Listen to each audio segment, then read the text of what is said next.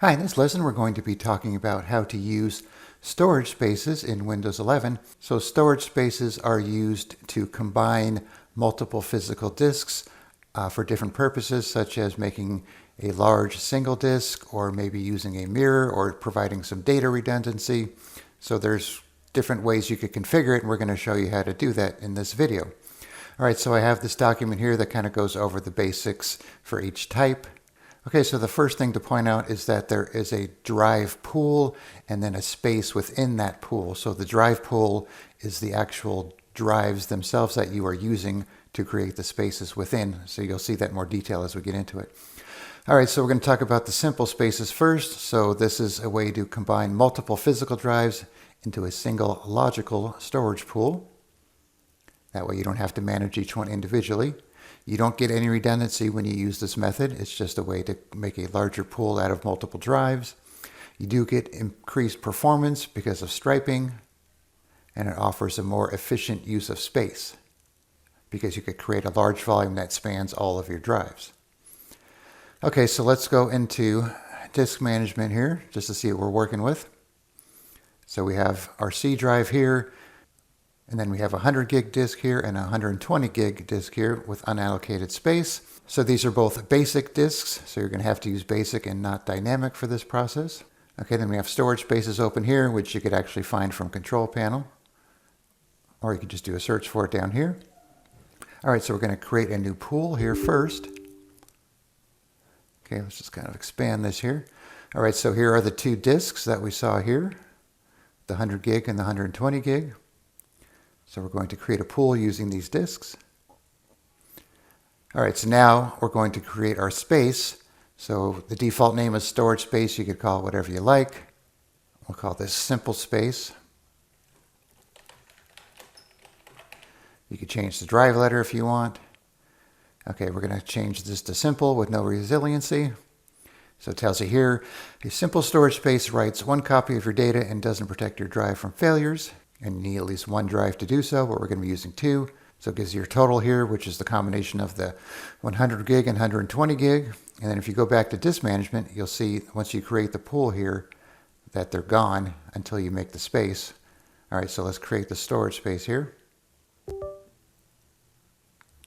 All right, so drive E, if we go to this PC, so there's our 220 approximately gig drive.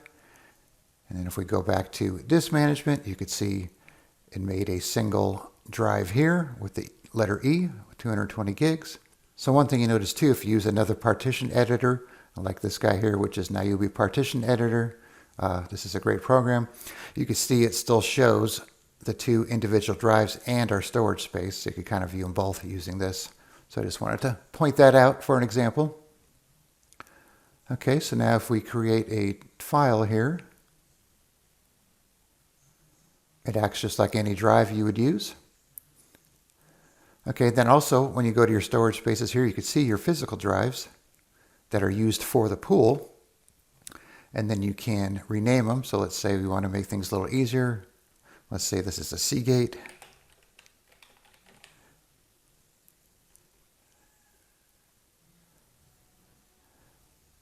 And let's say this is maybe a Western Digital. So that might help you keep track of your drives here. Now what you can do too is remove one of the drives.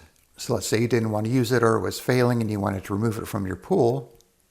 You click on Prepare for Removal.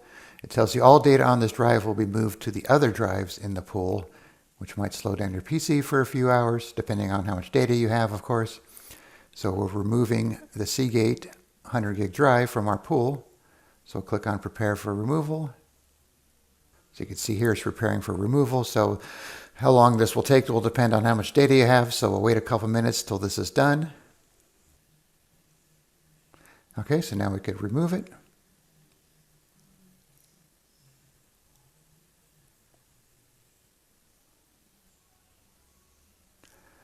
Okay, now you can see we just have the Western Digital 120 gig drive in our pool. So you can see our pool capacity is 120 gigs. But our storage space still says 220, so that might be a little confusing. And if we go to our E drive here, or this computer, You can see our simple space still shows 220 gigs, and we still have our file there. Okay, so let's add that drive back, and we'll do the next one here.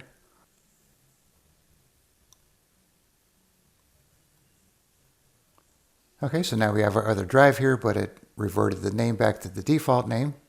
Okay, so now let's delete the storage space, and we can try the next type.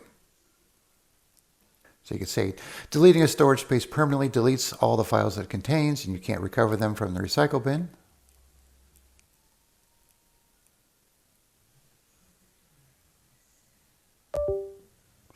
And by the way, if you remove a physical drive and then try to delete the storage space, it'll give you an error, so just keep that in mind.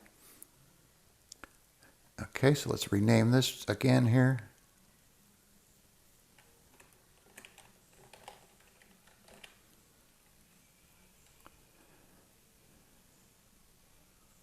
Okay, so let's go back to our document here. So now we're going to try the mirror space.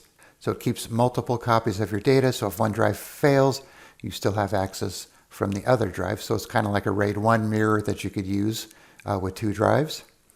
It does provide fault tolerance because it duplicates data across the drives. So since data is read from multiple disks, you'll get some faster read operations, but you might get slower write performance because it has to write everything twice, once to each disk. Okay, so let's create a storage space. Let's call this mirror space. This time we'll give it the drive letter M just for fun here. So we got the 2-way mirror and the 3-way mirror. So for a 3-way mirror, you need at least 5 drives, but for the 2-way mirror, you need at least 2 drives. And then you can see here for our space, we don't get the combination of the drives. Since it has to use both drives, we can't pool them into one big drive. It's going to just split them. So that way you can make a copy on each drive. All right, so let's create the storage space here. Okay, let's go back to disk management, see what we got here. Actually, it looks like it updated it, so we didn't need to refresh. So here's our mirror space. And you can see it's only about 100 gigabytes, about half the size of the pool. And then, of course, we can make a new file, just like before.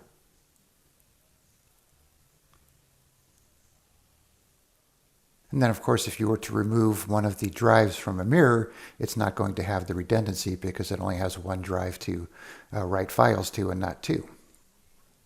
Okay, so let's remove the mirror storage space here. You get the same message about deleting the files.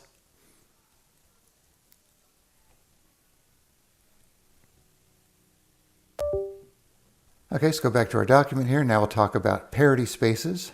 So parity works by distributing data and parity information across multiple disks. And you get some error correction to reconstruct data in case of a disk failure. So if one disk fails, then it will actually just use the remaining disk for your data and you don't have any data loss. And then it also provides striping with parity. So data is striped across the disks, meaning it's broken into chunks. And as this is used to recreate the data if the disk fails. And it also offers fault tolerance, similar to RAID 5. Okay, so let's go back. Create a space here. Let's do parity. So you can see a parity storage space requires at least 3 drives, and we only have 2. So what we're going to have to do is add another drive to our storage pool to use that. All right, so what I'm going to do is pause the video. I'll add a 3rd drive to this computer, and then we will make our parity storage space. Okay, so I added the 3rd disk. Let's go back to disk management here. We have unallocated space, so we'll just initialize the disk. Okay, so that's 130 gig disk ready to go. So before we make the parity space, I need to add the new drive to the pool because right now it's only using the 2 physical drives here. So add drive. So here's the 130 gig disk here, so I'll add this.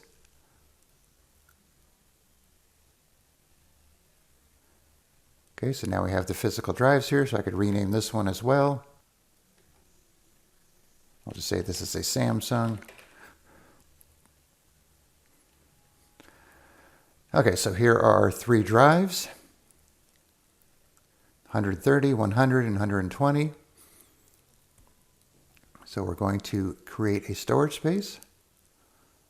We'll call this parity space. And we'll even give it the letter P. Okay, and then we'll change this to parity. Okay, so you can see the total pool here is at 350 gigs, but the size of this disk is going to be about 200 because of the parity information, so it's not going to be able to use all three of the disks because it needs at least one of them for redundancy. Okay, so let's create the space here.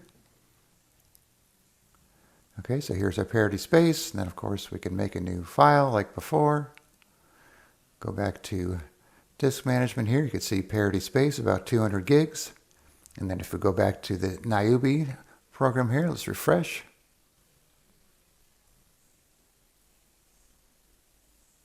You can see we have our parity space in our three disks, the 100, 120, and 130. So this is a good way to see the physical disk in your computer since you can't see them in disk management.